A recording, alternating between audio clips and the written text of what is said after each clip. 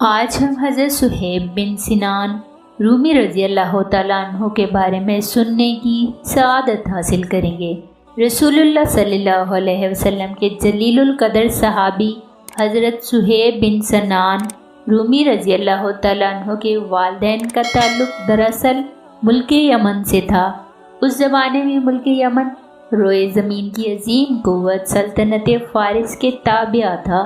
حضرت صہیب رومی رضی اللہ تعالیٰ عنہ کی پیدائش سے قبل ان کا باپ سنان بن مالک النمیری سلطنت فارس کی طرف سے ملک یمن میں کسی بڑے عہدے پر فائز تھا۔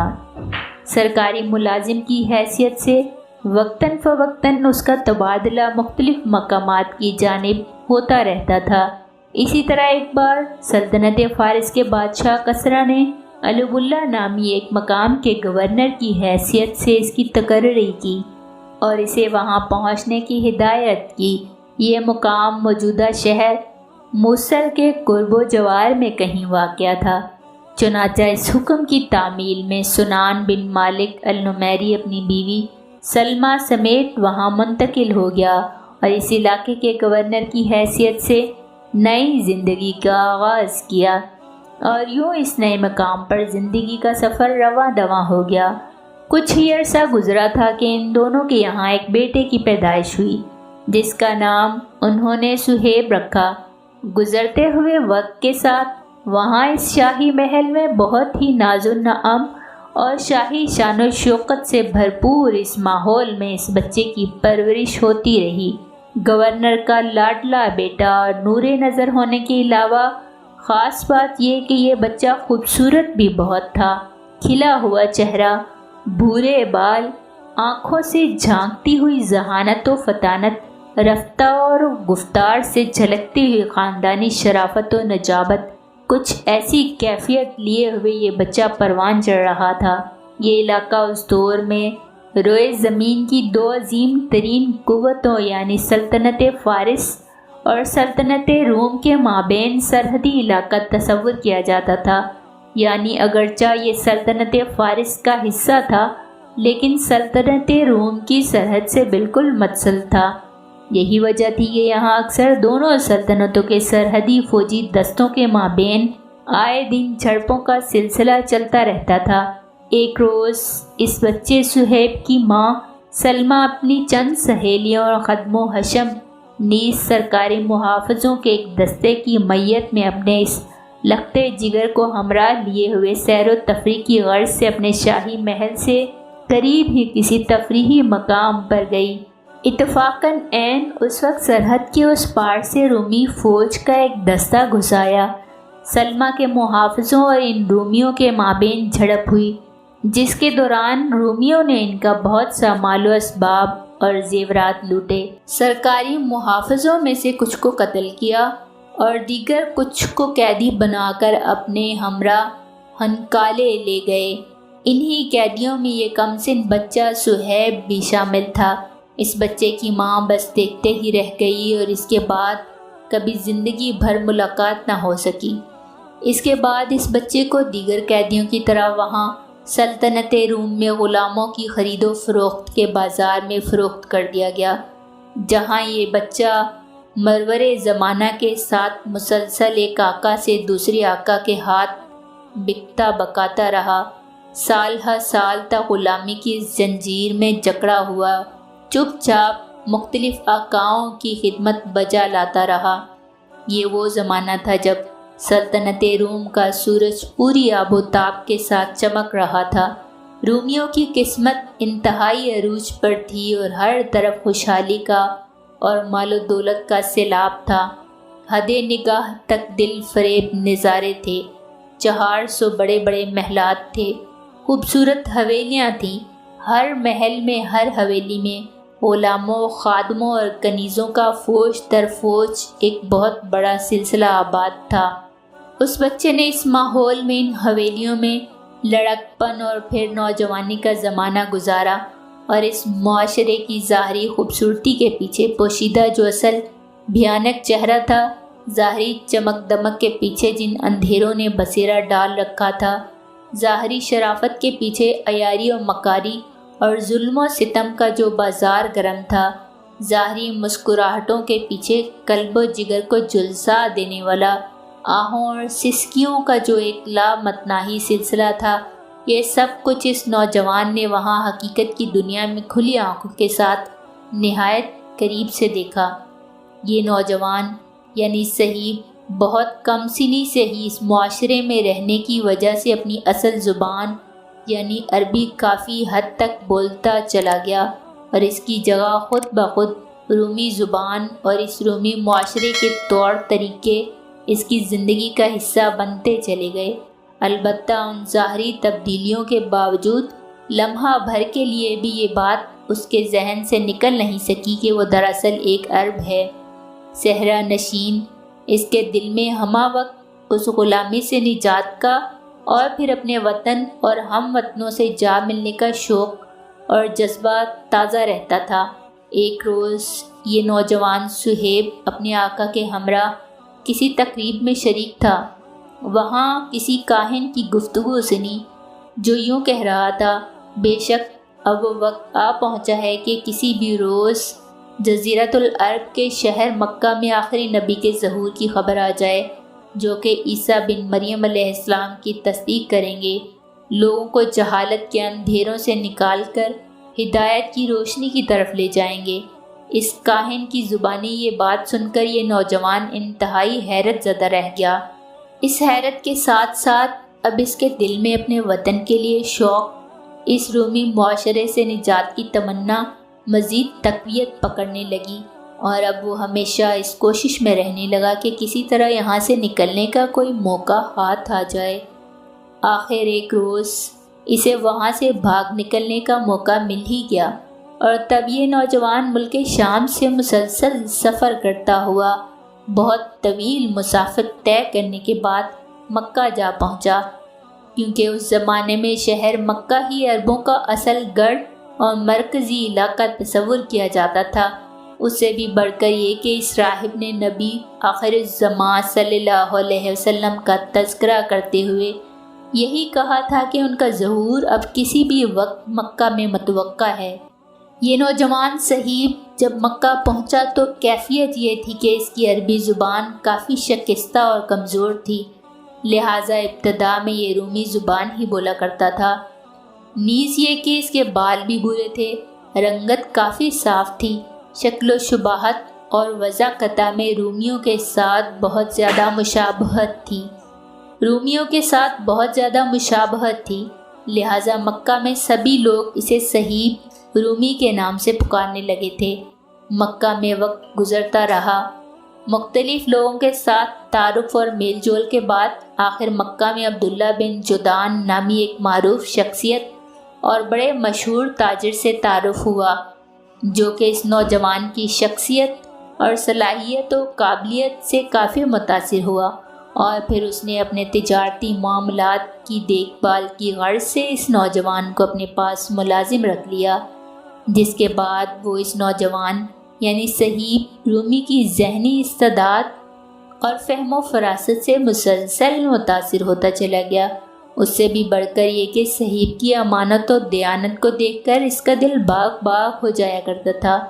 تب اس نے صہیب کو طے شدہ تنخواہ کے علاوہ مزید کمیشن کی بھی پیشکش کی، تاکہ یوں یہ نوجوان طے شدہ کام کے علاوہ الگ سے بھی اس کی تجارت کے فروغ کے لیے جدوجہد کرتا رہے۔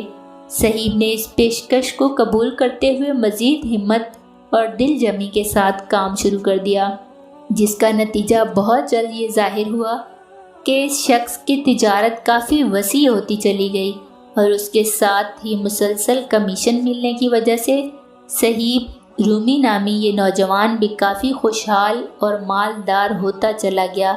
لیکن کسب معاش کی خاطر ان تمام تر مصروفیات اور بڑے پیمانے پر تجارتی سرگرمیوں کے باوجود اس نوجوان کے دل کی گہرائیوں میں اب تک کاہن کے وہی الفاظ پیوست تھے، اور اس کے کانوں میں وہی الفاظ ہمہ وقت گونجتے رہتے تھے کہ آخری نبی کا ظہور مکہ میں کسی بھی وقت متوقع ہے، اور تب وہ اس سوچ میں پڑ جاتا کہ نہ جانے کب وہ خوشخبری ملے گی۔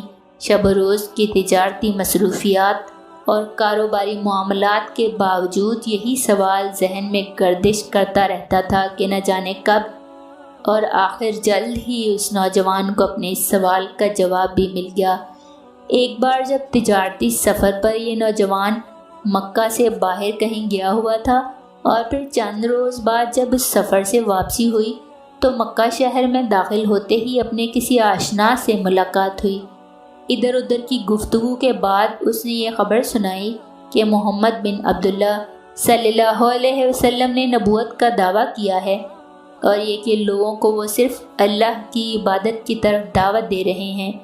تب صہیب نے اس شخص سے دریافت کیا، کیا یہ وہی شخص نہیں جنہیں سبھی لوگ امین کے لقب سے پکارا کرتے ہیں؟ اس نے جواب دیا، ہاں یہ وہی شخص ہیں۔ صہیب نے پوچھا، ان سے ملاقات کہاں ہو سکے گی؟ اس شخص نے جواب دیا، صفا کے قریب دارالارقم میں۔ اور پھر اس شخص نے جب یہ محسوس کیا کہ یہ نوجوان یعنی صہیب تو گویا رسول اللہ صلی اللہ علیہ وسلم سے ملاقات کا خواہش مند ہے اور یہ ان کی تعلیمات میں شاید دلچسپی رکھتا ہے، تب اس نے اسے تنبیہ کرتے ہوئے کہا، خبردار تمہیں کوئی وہاں جاتے ہوئے نہ دیکھ لے ورنہ تمہارے ساتھ بہت برا ہوگا، کیونکہ تم پردیسی ہو، یہاں اس شہر مکہ میں تم اجنبی ہو، یہاں نہ تمہاری کوئی قوم ہے نہ قبیلہ ہے اور نہ برادری، لہٰذا مشکل وقت میں کون تمہارا ساتھ دے گا، کون تمہاری حفاظت کرے گا؟ لیکن صہیب کا گوہر مقصود تو یہی تھا۔ منزل سامنے نظر آنے لگی تھی، البتہ یہ معاملہ انتہائی نازک اور خطرناک تھا۔ آخر ہمت کر کے صہیب دارالارقم کی طرف روانہ ہو گئے۔ تمام راستے ادھر ادھر دیکھتے ہوئے، پھونک پھونک کر قدم رکھتے ہوئے، رؤسائے قریش کی نگاہوں سے بچتے بچاتے، اسی کیفیت میں صہیب جب دارالارقم کے قریب پہنچے تو وہاں اپنے ایک دوست عمار بن یاسر رضی اللہ تعالیٰ عنہ سے ملاقات ہو گئی۔ رسمی گفتگو کے بعد کچھ دیر دونوں خاموش رہے، پھر صہیب نے دریافت کیا، عمار تم یہاں کیا کر رہے ہو؟ عمار نے جواب دیا، پہلے تم بتاؤ تم یہاں کیا کر رہے ہو؟ صہیب نے ہمت کر کے کہا، میں تو اس لیے یہاں آیا ہوں کہ یہاں اس گھر میں موجود شخص یعنی رسول اللہ صلی اللہ علیہ وسلم سے ملاقات کر سکوں اور ان کی گفتگو سن سکوں۔ تب عمار کے چہرے پر مسکراہٹ دوڑ گئی اور بے ساختہ انہوں نے صہیب سے کہا، چلو آؤ ہم ایک ساتھ ہی اندر چلتے ہیں۔ تب یہ دونوں خوش نصیب دوست ایک ساتھ اندر داخل ہوئے۔ رسول اللہ صلی اللہ علیہ وسلم کی خدمت اقدس میں حاضری کا اور ملاقات کا شرف نصیب ہوا۔ آپ صلی اللہ علیہ وسلم کی مبارک اور پاکیزہ گفتگو سنی اور ان دونوں کے دل ایمان کے نور سے منور ہونے لگے، دل کی دنیا میں ایمان کی بہار آنے لگی، اور پھر ان دونوں نے اپنی زبان سے کلمہ حق پڑھتے ہوئے دین اسلام قبول کیا اور رسول اللہ صلی اللہ علیہ وسلم کے دستے مبارک پر بیعت کی۔ اس کے بعد ان دونوں دوستوں نے وہ تمام دن وہاں کوہ صفا کے قریب دارالارقم میں رسول اللہ صلی اللہ علیہ وسلم کی صحبت میں ہی گزارا، اور پھر غروب آفتاب کے بعد جب ہر طرف رات کا اندھیرا چھا گیا، تب اس اندھیرے کا فائدہ اٹھاتے ہوئے یہ دونوں چھپتے چھپاتے ان تاریخ راستوں پر چل پڑے۔ وہ راستے تاریخ تھے، البتہ اب ان کے دلوں میں ایمان کی ایسی شمع روشن ہو چکی تھی جو اس تمام کائنات کو روشن کر دینے کے لیے بہت کافی تھی۔ اور پھر جب رؤسائے قریش کو اس پردیسی نوجوان حضرت صہیب بن سنان رومی رضی اللہ تعالیٰ عنہ کے قبول اسلام کی خبر ہوئی تو انہوں نے انہیں اس قدر اذیتیں پہنچائیں اور ایسے بدترین ظلم و ستم کا نشانہ بنایا کہ جس کے تصور سے ہی رونگٹے کھڑے ہو جائیں، دلوں پر لرزہ طاری ہو جائے۔ اسی کیفیت میں مکہ میں وقت گزرتا رہا۔ آخر رسول اللہ صلی اللہ علیہ وسلم کی بعثت کے بعد جب 13واں سال چل رہا تھا تب ہجرت مدینہ کا حکم نازل ہوا۔ دیگر تمام اہل ایمان کی طرح حضرت صہیب رومی رضی اللہ تعالیٰ عنہ نے بھی ہجرت کا ارادہ کیا، لیکن رؤسائے قریش نے انہیں سخت تنبیہ کی اور ہجرت سے باز رہنے کا حکم دیا۔ باقاعدہ ان پر سخت پہرے بٹھا دیے گئے اور کڑی نگرانی شروع کر دی گئی۔ اب حضرت صہیب رومی رضی اللہ تعالیٰ عنہ کے شب و روز اسی عصری میں بسر ہونے لگے۔ رفتہ رفتہ تمام مسلمان اور پھر خود رسول اللہ صلی اللہ علیہ وسلم بھی مکہ سے ہجرت کر گئے، جبکہ حضرت صہیب رضی اللہ تعالیٰ عنہ اس دوران مسلسل کسی مناسب موقع کی آس میں رہے۔ متعدد بار انہوں نے فرار کا منصوبہ بنایا، لیکن ہر بار انہیں یہی اندازہ ہوا کہ ان پہرے داروں کی چپتی ہوئی نگاہوں اور ان کی چمکتی ہوئی تلواروں سے بچ کر نکلنا ممکن نہیں۔ آخر ایک بار سخت سردی کے موسم میں جب خوب طوفانی جھکڑ چل رہے تھے، رات کی سیاہی ہر طرف چھائی ہوئی تھی، ایسے میں حضرت صہیب رومی رضی اللہ تعالیٰ عنہ کو ایک تدبیر سوجی۔ انہوں نے پیٹ میں سخت درد اور مروڑ کا بہانہ بنایا اور پیٹ پر ہاتھ رکھے ہوئے خوب تل ملانے لگے اور بار بار قضائے حاجت کے لیے جانے لگے۔ ان کی یہ کیفیت دیکھ کر وہ پہرے دار آپس میں یوں کہنے لگے کہ دیکھو، آج تو ہمارے خداؤں لات، منات اور عزا نے اس مسلمان کو کیا خوب سزا دی ہے، بیچارے کا حال دیکھو، بار بار قضائے حاجت کے لیے جا رہا ہے۔ اور پھر باہم ایک دوسرے کو مبارکباد دیتے ہوئے خوب ہنسی خوشی یوں کہنے لگے، مبارک ہو آج کی یہ سرد رات، خوب ٹھنڈا موسم، آج تو ہم خوب جی بھر کر اور بے فکر ہو کر میٹھی نیند سے لطف اندوز ہوں گے، کیونکہ آج تو اس قیدی کے بھاگ نکلنے کا کوئی امکان ہی نہیں، یہ تو بار بار حاجت کی تکلیف میں پھنسا ہوا ہے۔ اور پھر وہ سب سو گئے، دنیا و مافیا سے بے خبر نیند کی وادیوں میں کھو گئے۔ وہ رات انتہائی سرد تھی، تند و تیز طوفانی ہوائیں چل رہی تھیں، تمام ماحول اور موسم بہت ہی بھیانک نظر آ رہا تھا، لیکن اس کے باوجود حضرت صہیب رومی رضی اللہ تعالیٰ عنہ نے موقع غنیمت جانا اور دبے پاؤں وہاں سے بھاگ نکلے۔ کچھ ہی دیر بعد اتفاقاً ان پہرے داروں میں سے کسی کی آنکھ کھلی تو اس نے قیدی کو غائب پایا۔ فوراً ہی اس نے اپنے باقی ساتھیوں کو گہری نیند سے جگایا۔ ان سب نے جب یہ منظر دیکھا تو بہت ہی پشیمان ہوئے، لیکن پھر فوراً ہی وہ تعاقب میں نکل کھڑے ہوئے اور اپنے گھوڑے سر پٹ دوڑا دیے، چونکہ حضرت صہیب رضی اللہ تعالیٰ عنہ پیدل تھے اور یہ سب برق رفتار گھوڑوں پر سوار، لہٰذا جلد ہی یہ ان تک جا پہنچے۔ تب حضرت صہیب رومی سرعت کے ساتھ ایک بلند ٹیلے پر جا چڑھے اور ان کی جانب اپنی تیر کمان سیدھی کرتے ہوئے بلند آواز میں یوں بولے، اے جماعت قریش، تم بخوبی جانتے ہو کہ میں تیر اندازی میں کس قدر ماہر ہوں اور یہ کہ میرا نشانہ کبھی چوکتا نہیں ہے، لہٰذا جب تک میرے ترکش میں ایک تیر بھی باقی رہے گا میں چن چن کر تم سب کو نشانہ بناؤں گا۔ اس کے بعد جب تک میرے ہاتھ میں تلوار کا کوئی ٹوٹا پھوٹا ٹکڑا بھی باقی رہے گا اس وقت تک میں تمہارا مقابلہ کروں گا۔ تب وہ تعاقب میں آنے والے قدرے پریشان ہو گئے اور کچھ دیر باہم سرگوشیوں میں مشغول رہنے کے بعد یوں کہنے لگے، دیکھو صہیب، تم ہمارے شہر مکہ میں بالکل خالی ہاتھ آئے تھے، اس کے بعد ہمارے شہر میں رہتے ہوئے تم نے خوب دولت کمائی، اس لیے اب ہم تمہیں یہاں سے جانے نہیں دیں گے۔ اس پر حضرت صہیب رضی اللہ تعالیٰ عنہ نے جواب دیا، اگر میں اپنا تمام مال و دولت تمہارے حوالے کر دوں تب تم مجھے جانے دو گے؟ وہ سب بیک زبان بولے، ہاں ضرور جانے دیں گے۔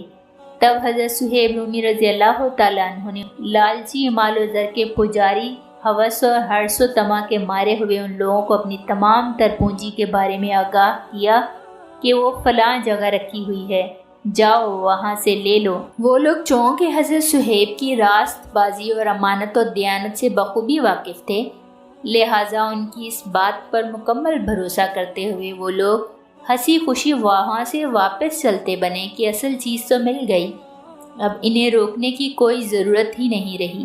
اور پھر حضرت صہیب رومی رضی اللہ تعالیٰ عنہ سوئے منزل روانہ ہو گئے، یکتا و تنہا، کوئی ساتھی نہیں، کوئی ہم سفر نہیں۔ مکہ سے مدینہ تک اس قدر طویل سفر، وہ بھی پا پیادہ، کوئی سواری نہیں، منزل دور اور ہمت چور۔ جب کبھی بہت زیادہ تھک جاتے اور ہمت جواب دینے لگتی تب رسول اللہ صلی اللہ علیہ وسلم کی یاد ستانے لگتی۔ آپ صلی اللہ علیہ وسلم سے ملاقات آپ کا دیدار اور آپ کی خدمت اقدس میں حاضری کا شوق دل میں موزن ہونے لگتا اور یہ فکر ستانے لگتی کہ کہیں ایسا نہ ہو کہ میں ہمت ہار بیٹھوں اور پھر ہمیشہ کے لیے آپ کی زیارت اور صحبت و معیت سے بس محروم ہی رہ جاؤں۔ اور تب نیا ولولہ پیدا ہوتا، نیا جوش اور نیا عزم بیدار ہوتا، اور پھر نئی ہمت اور نئے جذبے کے ساتھ سوئے منزل رواں دواں ہو جاتے۔ آخر یہ طویل مسافت پیدل طے کرنے کے بعد ایک روز حضرت صہیب رومی رضی اللہ تعالیٰ عنہ مدینہ شہر کی مضافاتی بستی قباء میں جا پہنچے۔ حسن اتفاق سے اس وقت رسول اللہ صلی اللہ علیہ وسلم بھی اسی بستی میں ہی تشریف فرما تھے۔ جیسے ہی آپ کی نگاہ صہیب پر پڑی، آپ انتہائی مسرت سے لبریز اور بہت ہی جذباتی انداز میں صہیب کی جانب بڑھے۔ اس وقت آپ کی زبان مبارک پر یہ الفاظ تھے، یعنی یہ شخص تو اس سودے بازی میں بہت ہی کامیاب رہا۔ رسول اللہ صلی اللہ علیہ وسلم کی خدمت میں حاضری اور ملاقات کی اس شرف کی وجہ سے حضرت صہیب رومی رضی اللہ تعالیٰ عنہ اس وقت کچھ دیر کے لیے سبھی کچھ بھول گئے، اپنی اس تمام تر تھکاوٹ کا بھی احساس نہیں رہا۔ اور پھر جب کچھ وقت گزر چکا تو عرض کیا کہ اے اللہ کے رسول، میں نے اب تک اپنی سودے بازی کا کسی کے سامنے تذکرہ ہی نہیں کیا۔ پھر آپ صلی اللہ علیہ وسلم کے اس ارشاد کا کیا مطلب؟ آپ نے جواب میں ارشاد فرمایا، ابھی کچھ دیر قبل ہی آسمان سے جبرائیل امین یہ وحی لائے ہیں، لوگوں میں سے کچھ ایسے بھی ہیں کہ اللہ کی رضامندی کی طلب میں اپنی جان تک بیچ ڈالتے ہیں، اور اللہ تو اپنے بندوں پر بڑی مہربانی کرنے والا ہے۔ مدینہ پہنچنے کے بعد ایک نئی اور خوشگوار زندگی کا آغاز ہوا، جہاں مشرکین مکہ نہیں تھے، ان کی طرف سے وہ اظہار ثانیوں اور بد سلوکیوں کے سلسلے نہیں تھے۔ اس نئی اور بدلی ہوئی زندگی میں حضرت صہیب رومی رضی اللہ تعالیٰ عنہ ہمیشہ رسول اللہ صلی اللہ علیہ وسلم کی خدمت، صحبت اور کسب فیض کے سلسلے میں پیش رہے۔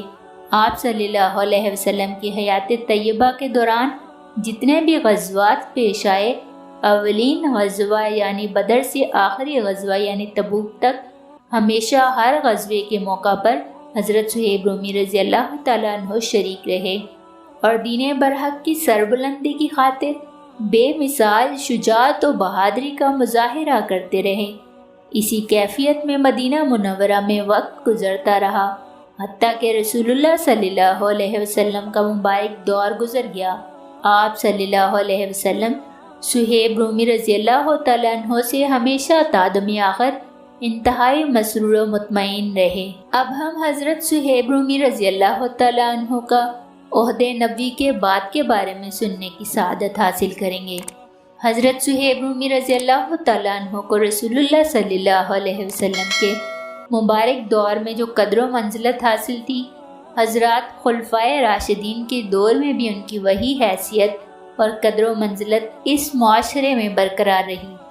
خلیفہ دوم امیر المومنین حضرت عمر بن خطاب رضی اللہ تعالیٰ عنہ کی شخصیت میں فطری طور پر ہی کافی روب اور وقار تھا، لیکن اس کے باوجود وہ اکثر حضرت صہیب رومی رضی اللہ تعالیٰ عنہ کے ساتھ ہلکی پھلکی، خوش مزاجی، خوش طبعی، ہنسی مذاق اور ظرافت طبع کا مظاہرہ کیا کرتے تھے، جس سے ان دونوں جلیل القدر شخصیات کی باہم محبتوں اور قربتوں کی عکاسی ہوا کرتی تھی۔